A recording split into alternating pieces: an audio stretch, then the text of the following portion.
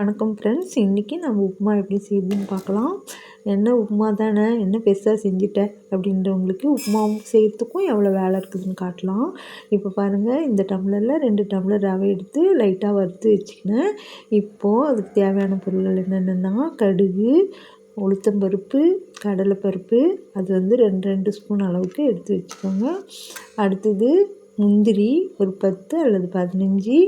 அடுத்தது இஞ்சி பூண்டு பேஸ்ட்டு, வரமிளகா 6, பச்சை மிளகா 4, இதெல்லாம் ஒரு தட்டில் எடுத்து வச்சாச்சு.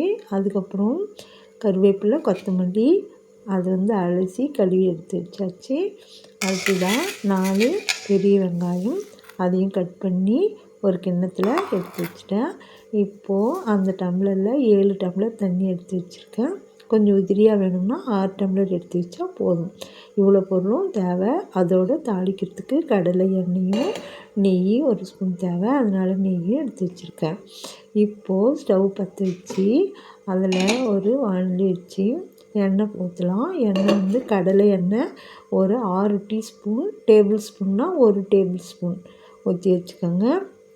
அதுக்கப்புறம் அதில் நெய் 1 ஸ்பூன். உங்களுக்கு நெய்யும் முந்திரியும் வேணும்னா ஸ்கிப் பண்ணிக்கலாம். இப்போது எண்ணெய் காஞ்ச உடனே 1 ஸ்பூன் கடுகு எடுத்து போடலாம்.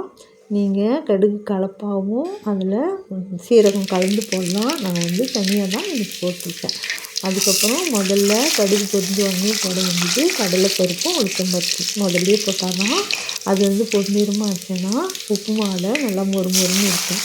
அடுத்தது மிளகாய், இஞ்சி பூண்டு பேஸ்ட்டு இதெல்லாம் போட்டு நல்லா வதக்கி விடணும். அது கொஞ்சம் நேரம் நல்லா வதங்கிட்டு அப்புறமா நம்ம அடுத்ததாக இந்த முந்திரி இருக்கு இல்லையா, அதை போடணும். முந்திரி பருப்பு பொன்னிறம் ஆனாலுமே நம்ம அடுத்ததாக வெங்காயம் கட் பண்ணி வச்சுருக்கோம் இல்லையா, அதையும் போட்டு நல்லா வதக்கி விடணும்.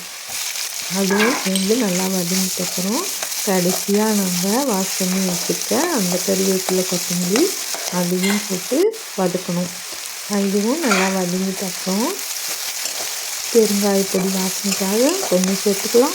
அதுக்கப்புறம் உப்பு உங்களுக்கு தேவைக்கேற்ற மாதிரி போட்டுருங்க. நான் வந்து 1.25 ஸ்பூன் போட போகிறேன். இது வந்து பெருங்காயப்பொடி, இது போட்டால் மணமாக இருக்கும், அதனால் பெருங்காயப்பொடி போட்டு அதுக்கப்புறம் உப்பு பாருங்கள் 1.25 ஸ்பூன் நான் போடுவேன். நீங்கள் உங்கள் தேவைக்கேற்ற மாதிரி போட்டுக்கோங்க, கொஞ்சம் கம்மியாகவே போடுங்க. இப்போ வந்து அந்த இது வந்து தண்ணி நான் அளந்து தான் வச்சுருக்கேன். நீங்கள் அளக்காமல இப்போ அளந்து ஊற்றிக்கலாம். நான் அளந்து வச்சுக்கலாங்க. அப்படி எல்லாத்தையும் வச்சுட்டேன். 7 டம்ளர் வச்சுருக்கேன். 2 டம்ளர் ரவைக்கு 7 டம்ளர் வச்சுருக்கேன். இப்போது இது வந்து நல்லா உப்புமா குழைவாக வரும். கொஞ்சம் நேரம் க்ளோஸ் பண்ணி வச்சிடலாம். ஒரு 3 நிமிஷம் பொறுத்து எடுத்தால் இப்படி கொதிச்சுட்ருக்கோம். இப்போ வந்து நம்ம அந்த ரவையை மெதுவாக ஒரு கையில் தூவுற மாதிரி கொட்டிட்டு ஒரு கையில் கலக்கி விடணும். உப்புமாவிலேயே முக்கியமான இடம் இது தான்.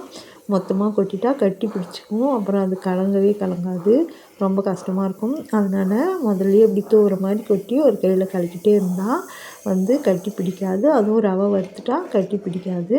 இருந்தாலும் நம்ம தூவுற மாதிரி தான் அது போடணும். இப்போ பாருங்கள் 2 நிமிஷத்துலேயே இந்த பதத்துக்கு வந்துடுச்சு. நான் வந்து குழைவாக வேணுன்றதுனால அதே மாதிரி குழைவாக வந்திருக்கு. இன்னும் உதிரியாக வேணும்னா 6 டம்ளர் தண்ணி வச்சுக்கோங்க. இப்போ வாயில் போட்டு பார்த்து உப்பு குறைவாங்க இப்போ லைட்டாக தூவிக்கோங்க.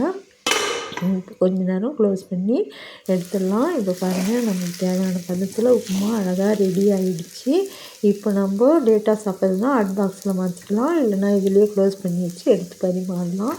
இதுக்கு சாம்பார் சாதமோ அல்லது தேங்காய் சட்னி நல்ல காம்பினேஷனாக இருக்கும்.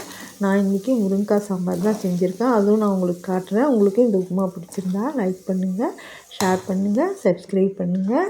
இப்போ பாருங்கள், நான் உங்களுக்கு தட்டில் போட்டு காட்டுறேன். அளவுகள்லாம் சரியாக இருந்தால் பிகினர்ஸ் கூட சூப்பராக உப்புமா செய்யலாம். பாருங்கள் எவ்வளோ சூப்பராக ரெடி ஆகிடுச்சு. நீங்களும் செஞ்சு பார்த்துட்டு எப்படி இருந்ததுன்னு கமெண்ட்ஸில் சொல்லுங்கள்.